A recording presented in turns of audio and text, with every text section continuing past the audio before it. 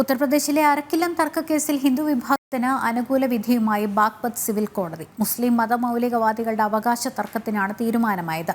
53 വർഷത്തെ നീണ്ട കാത്തിരിപ്പിന് ശേഷമാണ് അനുകൂലമായ വിധി വന്നത്. മഹാഭാരതകാലത്തെ പ്രസിദ്ധമായ അരക്കില്ലമെന്ന് ഹിന്ദു സമൂഹം വിശ്വസിക്കുന്ന ഭൂമിയാണ് ലാക്ഷാഗൃഹം. എന്നാൽ ലാക്ഷാഗൃഹം അരക്കില്ലമല്ലെന്നും സൂഫി സന്യാസിയായ ഷെയ്ഖ് ബദറുദ്ദീന്റെ ശവകുടീരമാണെന്നും മുസ്ലിം മതമൗലികവാദികൾ അവകാശവാദം ഉന്നയിച്ചിരുന്നു.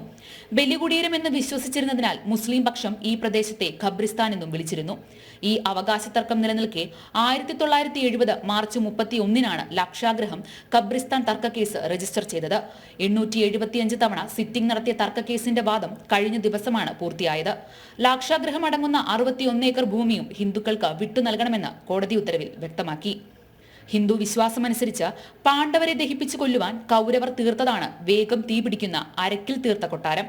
മുസ്ലിം പക്ഷത്തിന്റെ അവകാശവാദം ഉയർന്നതോടെ 2018 പ്രദേശത്ത് കോടതി നിർദ്ദേശപ്രകാരം സർവേകൾ നടത്തി. തുടർന്ന് നടത്തിയ പുരാവസ്തു വകുപ്പിന്റെ പരിശോധനയിൽ മഹാഭാരതകാലത്തെ നാഗരികതയുമായി ബന്ധമുള്ള അവശിഷ്ടങ്ങളും അരക്കില്ലത്തിനടുത്തായി ഒരു ഗുരുകുലവും യജ്ഞശാലയും കണ്ടെത്തി. അവകാശ തർക്കങ്ങൾക്ക് മുൻപ് ഹസ്തിനപുരി ASI ഡയറക്ടറുടെ മേൽനോട്ടത്തിൽ നടത്തിയ പരിശോധനയിൽ 4500 വർഷം പഴക്കമുള്ള മൺപാത്രങ്ങൾ ഇവിടെ നിന്നും കണ്ടെത്തിയിരുന്നു. കോടതിയുടെ അനുകൂല വിധി പ്രഖ്യാപനത്തോടെ മഹാഭാരത സർക്യൂട്ടിന് കീഴിൽ പ്രദേശത്തെ വികസിപ്പിക്കാനാണ് UP സർക്കാരിന്റെ തീരുമാനം. ന്യൂസ് ഡെസ്ക് ജനം.